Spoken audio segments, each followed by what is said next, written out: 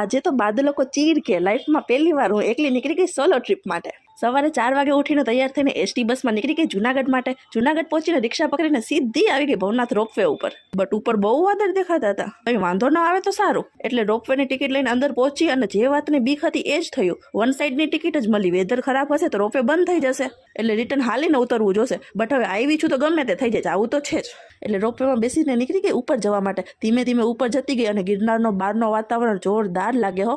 અને આ પાછળ જુનાગઢ સિટી પણ મસ્ત લાગે. જેમ જેમ ઉપર જતી હતી તેમ તેમ બીક પણ લાગતી હતી. બટ થોડીક વારમાં હું ઉપર પહોંચવા આવી અને અહીંયા ફૂલ વાદળ હતા. અને પછી હું વાદળની વચ્ચે નીકળતી હતી. બહાર તો કંઈ દેખાતું જ નહોતું. મારી પાછળ જુઓ, સાવ બધું બ્લેન્ક થઈ ગયું હતું.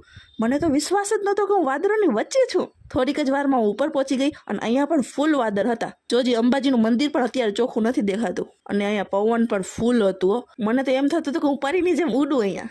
પછી મેં પ્રસાદી લીધી અને મંદિરમાં ગઈ. ત્યાં શૂટિંગ મનાઈ હતી, એટલે તમને આ માતાજીની ધજાના દર્શન કરી લ્યો. હવે અહીંયાથી મારે દત્તાત્રેય જવું છે.